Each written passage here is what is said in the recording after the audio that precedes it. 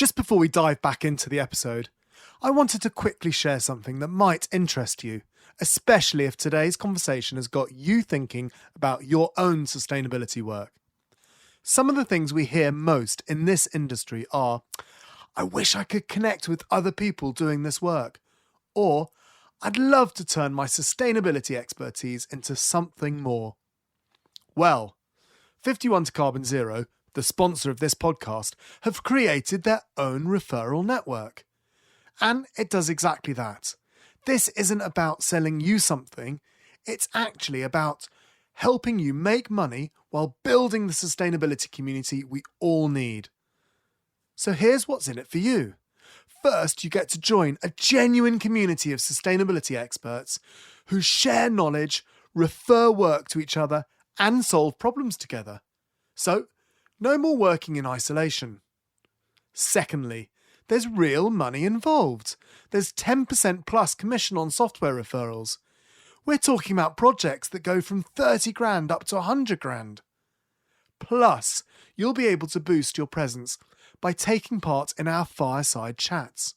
I've actually got an email in front of me from Louise Stevens, one of the ambassadors, and it says that all her clients are genuinely happy because she's got a great partner and her clients love them. But here's the bigger picture. You'll be helping accelerate the sustainability transition that we all desperately need. Every referral, every connection, every collaboration moves us closer to the world we're all working towards. If this resonates with you and you want to earn some extra income, click the link in our show notes to become a 51 to Carbon Zero ambassador. Okay, back to the show.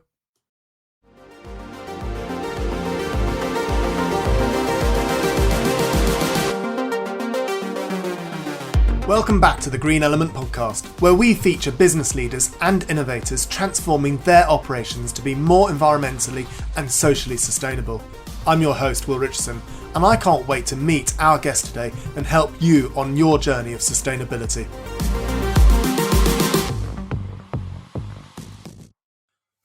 Duncan, welcome to the Green Element podcast. Thank you so much for joining us today.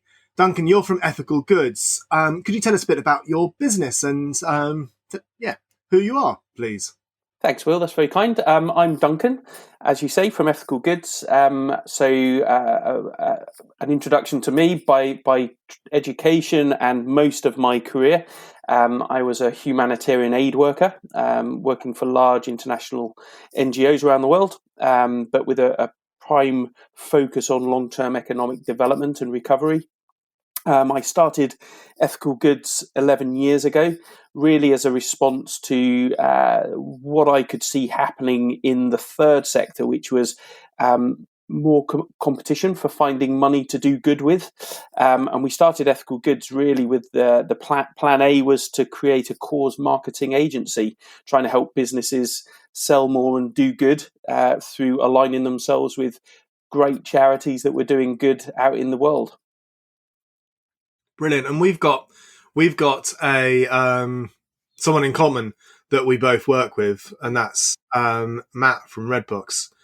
Are you I guess I should have asked you this beforehand, but I was just thinking about, it's always good to, would you be allowed to talk about what it is that you've done for those guys? I'm pretty certain Matt wouldn't mind. They talk about it a lot, so I think that gives me permission. Brilliant. I thought that was the case, but then suddenly I'm now going red in my face, going, "Oh no, have I just put my foot in it?" But I haven't, so that's good. I don't think so. No, it's a really great example of what we do. So, yeah. So, just a tiny bit of background to make the story make sense, I suppose, is that when we first started the business 11 years ago, what we were trying to do is help products that were for sale have some kind of ethical aspect to them. So our very first product was a bottle of water that when you bought it, there was a charitable donation mechanism that enabled clean water to be provided elsewhere in the world through a wonderful charity. So on a bottle of water, 10 pence would disappear and provide clean water elsewhere. That's what we started doing. But off the back of that, when we started to do more of those programs, charities would say to us, well, what can you tell us about the business? And we hadn't really thought that through in terms of having done due diligence other than trying to convince businesses that this was the right thing to do. So the first few deals that we did, we spent an inordinate amount of time doing due diligence on the business, on its supply chain, on the directors, on its footprint, on its values, all of those things that make up a good business. And it took a few months and a few times of doing that to really realize that actually there was a huge amount of value in that report that we were producing for the business then, as well as for the charity.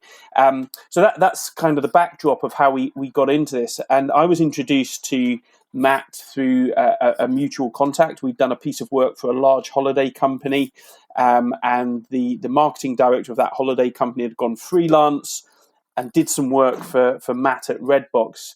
And when they were working together and saying, how do we differentiate ourselves in the marketplace? Very kindly, this ex-marketing director of the holiday company said, you should speak to Duncan at Ethical Goods. He always has good ideas around this kind of thing. And so a conversation started, and through exploration, we realized that the biggest challenge they faced were they were starting to lose B2B tenders that they would have previously expected to win. And they were losing them because they weren't speaking, if I can use the CSR phrase, the corporate social responsibility language well enough in their tenders. So they were losing out on social impact, on purpose, on green measurements, on product lines, on understanding their product lines and the supply chain within it. And so we help them just think through, A, what their purpose was as an organization and what they really believed in as individuals, and then B, trying to get their ship in order. And so much so that they decided to go down a B Corp journey to really differentiate themselves in their own marketplace. Brilliant. And I think that absolutely describes exactly what it is that you guys do. And so going on from that, what would you say your overall purpose is? So I think the thing that binds me, my investors, my staff, and then my customers together is, and I'm always careful in how I say this because I don't want to sound like a raging capitalist, because I'm not, but it's just a belief that business can be a huge force for good. And let me try and take that a tiny bit further. I don't think you sound like a capitalist. That's exactly how I feel. So don't. Yeah, that's definitely. Good news. That's good. Well, if you like, my investors say that they dragged me over to the dark side because in my introduction I explained that the first kind of 15 years of my career I worked within INGOs and had the huge privilege of being welcomed into communities around the world in the furthest flung places, the some of the poorest places. Trying to help people have basic human necessities, either post-disaster or long-term poverty issues. And we were trying to amend that. But what I found through doing that is, whilst there's a huge privilege in being able to give those things in a philanthropic way, actually often what you were doing was just coping with the consequences of poverty. And what I became very interested in was, how do you defeat poverty sustainably? And out of that came a real realization that what most people who live in poverty want is a chance to be self-sufficient. And so business opportunities, enterprise, entrepreneurialism, the chance to earn your own living and have those dreams and aspirations of just basic things like being able to send your kids to school or clothe your children, or very fundamentally at the minute in the news, feed your children, is a most people, 99% of people that I met along the way wanted to be able to do that. So I really started to believe in the power of business and enterprise to do good, as well as just not do no harm, actually be a massive force for good in society. Brilliant. And so what would you say your business superpower was? Okay, so my instant reaction is my team. I've always believed in hiring people that are way better than me, and that's not particularly hard. but it feels a bit twee to say that. So let me take it a tiny bit further. It is my staff, but it's the staff's inherent passion and belief in what we do. So the kind of test that we give people when we're hiring isn't, please tell us how brilliant you are, please tell us your strengths and weaknesses, please show us your CV. We hire more for their belief in what we're doing than for their aptitude. And I think that that's our superpower, that when you meet someone within ethical goods, you will know that you've met someone that really is passionate about what we're doing. And so we take that superpower a bit further in that we're really careful about what contracts we take on. We don't do things just to get paid, just to make sure that we can meet the wage bill. We only do things that we really care about. And that's not to say we've always done that in the 11 years. We're in the fortunate position now that we can do that. And, it's not that we regret doing the ones that were less what we were interested in. They often did pay the bill and got us to where we are now. And there's a moment in your business cycle where you have to hustle, I think, when you're a startup. But now we take things that we really care about. So when people hire us, we become card-carrying, email-toting, badge-wearing, massive ambassador fanboys and girls of your business or your charity. So the engagement becomes hugely part of what we live and breathe. So that sounds very twee, it sounds very pious, but if I can't speak about my client's business for an hour without saying then I think I'm probably not the person that should be employed by them. Okay, brilliant. Yeah, that sounds great.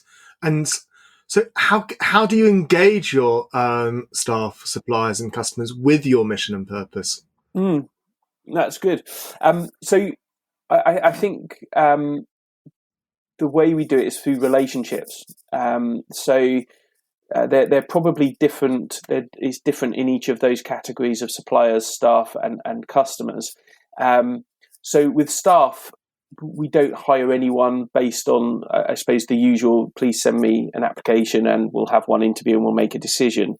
Quite a lot of my team have come through other relationships. So we've known each other, or I know someone that knows them, and they come by referral, and then we spend time getting to know one another. We will do the normal compare and contrast with if there's a call for applications. But it very much comes down to relationships and really, as I said before, understanding that they really dig what we're doing. So that's where staff come in, and then there's a strong orientation, and everybody gets involved in everything right at the beginning. So we don't just give people the kind of sideline jobs to do and let them prove themselves. We expose them quite quickly to everything we're doing. And I found that to be really useful. I don't know if you've experienced this, Will, but we've been hiring people straight out of uni recently, initially as interns, and then taking them on board. And the value they bring to our business, in a strange world at the minute where we're not working physically together, so they're not learning what you would think would be the good things that someone with experience might pass on. What they're actually doing is staying true to their own education and training and belief system, and bringing this whole new way of thinking and new thought processes and new skills without kind of being indoctrinated into business as usual. They've suddenly just adopted this business for transformation idea that they've come with from their university training, going, I want to change the world. And they don't get I expect tarnished by kind of someone like me who's been around the block a few times. They just bring this huge enthusiasm, and they're still doing it 18 months later, 2 years later. So I think that was a long-winded way of saying exposure and just letting people run riot on and bring their skills to bear. With suppliers, again, it's about relationships. We want to work with people that have like-minded values and purpose. So we try and develop those relationships, understand them, kick the tires a bit. I believe in the power of a cup of coffee. I believe in the power of going for a beer at the end of the day and just building a friendship and being in the same space. And then that really rings true then for our customers. So we don't have an office. We don't have, I mean, we all work from our home offices, and we use a business club, a co-working space, I suppose, where we pile in together. But 80% of the time, in normal times, not in COVID times, we work out of our customers' offices, and we spend time with them. And actually, we put that in our contract with them that, if we're going to succeed, we need to be incorporated into the team. We need a desk space. We need to be there, even if it's just working, not there for meetings, just being in the culture and the atmosphere of our client. That's something we really believe in. That makes a lot of sense. I think that's such a pertinent thing to do. I think it really does help that relationship, doesn't it? Because you're around then when and it can be that you overhear something that's relatable and you just go, "Oh, what's that? Do you mind? Sorry, I just overheard that. Do you mind if I just ask a question about that, please?" Yeah. And they go, "Oh yeah, da-da-da-da," and you're like, "Oh wow." And it's something that you would not have known about, but absolutely massively need to know about. Yeah. And I mean, it's water cooler moments, isn't it? That's what we're all missing out on at the minute. But in normal times, I think there's something really powerful about that. And just building, there's something inherently powerful about relationships, about knowing people's names, sharing a cup of tea, or making a cup of tea together, or having lunch together, or just, as you say, through osmosis, hearing stuff that help you just build an understanding of the culture of an organization. Because one of the things we really believe is that, once you understand your purpose and what your social environmental focus is, it permeates all levels of the organization. It's not just the marketing stream. It's everything. It should be in every decision. It should be how you sell yourself, how you operate with each other internally. It should be about, obviously, what products you're going to buy, what tools you're going to buy, how you're going to speak to your customers, which office space you're going to use, all of those things that really matter within an organization. And when it comes to running an ethical and sustainable business, what would you say has been your biggest struggle so far? And can you tell us a bit about how you've overcome it? That's a great question, Will. Okay, there's I always have a picture. I've got a picture. You can't see it because it's there. Long-winded answer, and sorry again. It's a bit of a story. My mum's family come from the background to their story is the Bramley apple tree. Okay, so it's kind of somewhere along the line, our family were involved in the creation of the Bramley apple, and so apples and apple trees are always a picture in my mind, and we've got one there, which I can see. And an apple tree can't pretend to be an orange tree or a lime tree or a magnolia tree. It's an apple tree. You could stick magnolias on it, you could stick oranges on it, but very quickly they'd tarnish and it would look fake and it would look rotten and it wouldn't work. So in order to run an ethical business, I'll come to the point now, it's either authentically who you are or it's not. So you can't just invite someone like us in and say, yeah, we'll fix this for you and we'll be your ethical advisors and we'll pop in once a week and we'll help you write your CSR program for your website. We'll help you discover your purpose and send over that tender that you do and we'll write the fluffy ethical bit for you. People will see through it. Your suppliers will see through it. Your customers will see through it. Your staff will definitely see through it. People won't live and breathe it, and you won't be the ethical company that you want to be. And my point is with the apple tree analogy, and just so you know, my investors do call me Captain Analogy sometimes, so apologies for that. It's my dad's a preacher, so that might be where it comes from. I think that's I've probably picked it up along the way. You have to be that apple tree. You have to live and breathe. It has to permeate everything. You have to really believe in it as an organization. And let's go back to Matt and Redbox. The first time I met them, they were just struggling. They wanted to be this more ethical organization. They were wonderful, beautiful set of human beings wanting to do good in the world through their business. They didn't want to be, a scar on the planet. They wanted to help. They were already doing it. They were, they're engaged with a charity that they all felt very passionately about. They were engaged in their local community. They had a range of products that were the ones they were most proud of, that they were kind of had the green element to it.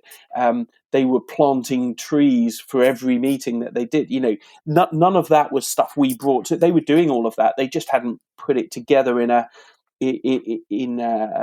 way that really expressed who they were, and they were struggling to talk about it in an authentic and succinct way. So that's where we help them. So to answer your question, the biggest struggle is if you don't have stakeholders in your organization who authentically believe in what you're doing. And I've been really blessed that through serendipity, my initial and current investors never put me under that pressure to be anything other than what we were. We've never been in a position where we had to take suppliers or staff that didn't express who and what we were. And in the main, 90% plus of our customers, we've had the privilege of selecting people that were, and co-selecting, mutually accepting each other. So I think it comes from that. You have to make sure your stakeholders support what you're doing.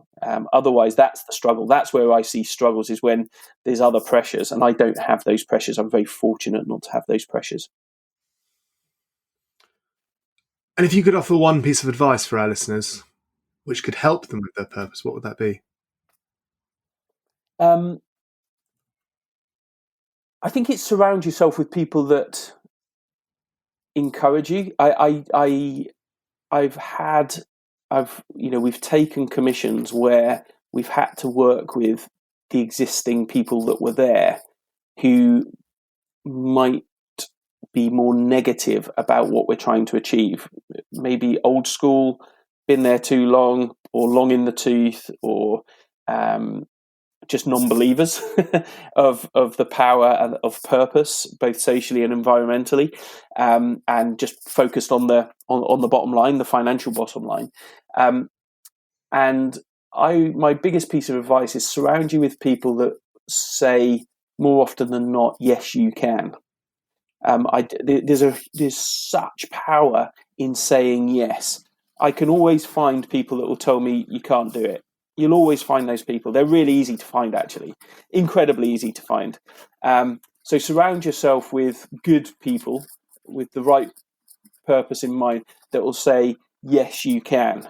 Because there's huge power in yes, particularly in business, particularly in innovation, particularly in striving to be better, to be bigger, to be more impactful, to be the change that you want to see in your business or in your life. Surround yourself with people that will say, go on then, I believe in you. Okay. So going on to your organisation and carbon footprinting, have you carbon footprinted your organisation, and have you, or would you say it as a benefit? Actually, we haven't. So I'm embarrassed to say, I think partly because the nature of what we do is very much non-travel related. We do very little travel anyway, so it's never been one where you think, oh gosh, we really ought to reduce the use of our cars or flights or whatever it may be. It's we're centred in and around London, so public transport tends to be our mode of travel. Most of our customers tend to be in and around London. As I say, I think the only business equipment we have is our laptops and phones. We work from home. We've always had a paperless environment. So we've never done it, but I think we probably still should. And your question, I saw your question as a in preparation. I thought that's embarrassing. We really ought to do that. Because we do, we preach it, and we go out and point people to people like you, that can help them do that. And we also we learned from what Redbox were doing, and we joined in the plant a tree idea. So any meeting we have, and we've continued it even in the virtual world. Actually, we thought that was the right thing to do, even though you're not traveling to me and I'm not traveling to you. We still plant a tree for every meeting we do. So actually, we should do it because I think it would be in the positive and regenerative rather than neutral or negative. I think we probably ought to do that. So it's funny. We should talk about that, Will. Yeah, it's not. It's actually not the reason why we ask it, but it's funny. I used to not want to ask that question, if I'm being completely honest, because I didn't want to put someone on the spot, like what I've just done with you, where you've gone, oh, no, we haven't. And I really didn't want that to happen. And I would have felt mortified. But I didn't this time. And I'm just reflecting on why I didn't, because obviously something has changed. And we were talking about this prior to the podcast about the monumental change that has happened in the past, coming up to 12 months now. Yeah. And I actually think that's it. I think that because I feel more comfortable with who we are, and this is going to say an awful lot about me, actually. Because I've been doing this for coming up to 20 years, I was probably seen as a bit of a charlatan when I first started doing it, or kind of a wacky person that's carbon footprinting organizations. And I would get questions. I would be a bit embarrassed when you had dinner parties with people, because they'd ask you what you did and they'd be like, really? Okay, that's very worthwhile, isn't it? And then move on. And so you would be put down. And so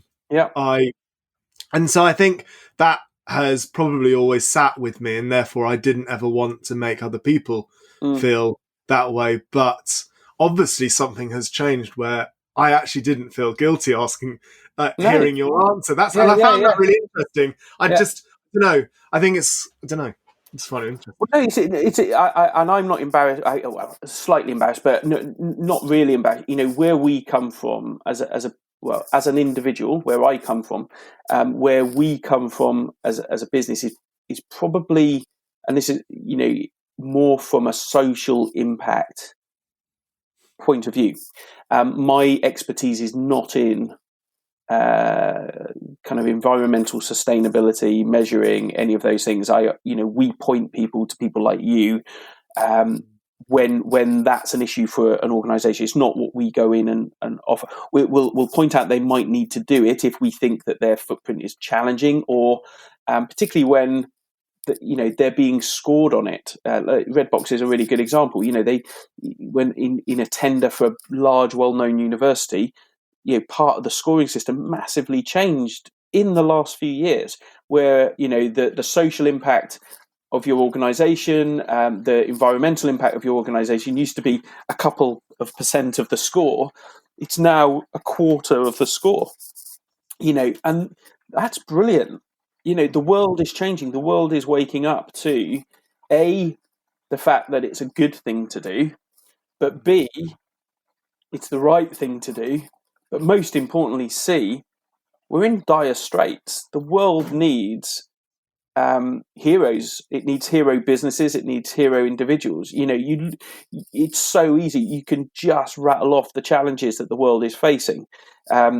It's difficult to watch the news at the minute, particularly before bed, and then go to sleep really easily. The world needs both environmental and social heroes. And I think businesses, because we don't have a better option from a sustainability point of view, a well-run business, a successful business that seeks to also be significant from a social and environmental point of view, is what the world needs. And and I'm hugely passionate about that. So it comes, from our point of view, it's probably the reason we haven't thought about it too much is that I don't think our footprint's massive anyway, and we are always. I come from a social point of view, but the biggest threat to social justice, social impact currently around the world is the environment. So, we need to get our house in order as well. Brilliant. And can you tell us a bit about how, where we can connect with you and where we can find out more? Sure. So, very easily Google ethical goods. You'll find us. We're currently doing quite well on our being top of the charts on that when you Google that. But it's you can find us there. You can find everything that we do. We have a number of aspects to the business. One is the one we've been talking about, helping businesses really differentiate themselves in the marketplace by finding their purpose and doing good.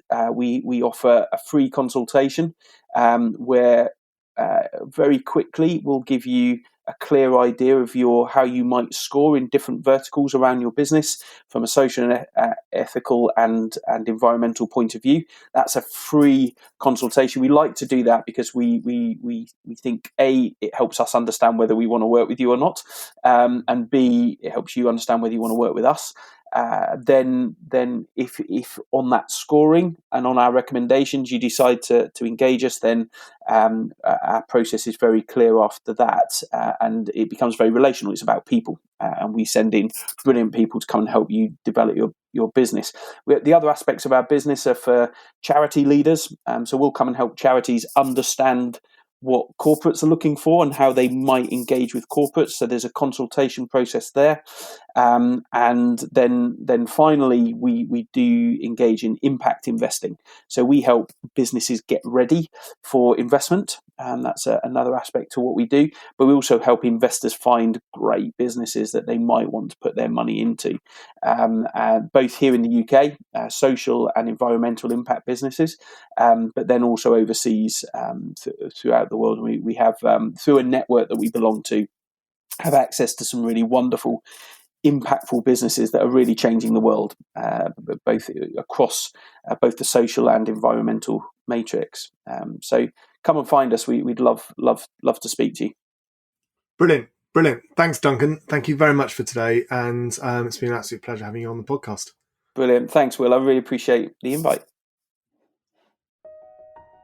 Thanks for listening to our Sustainable Business podcast.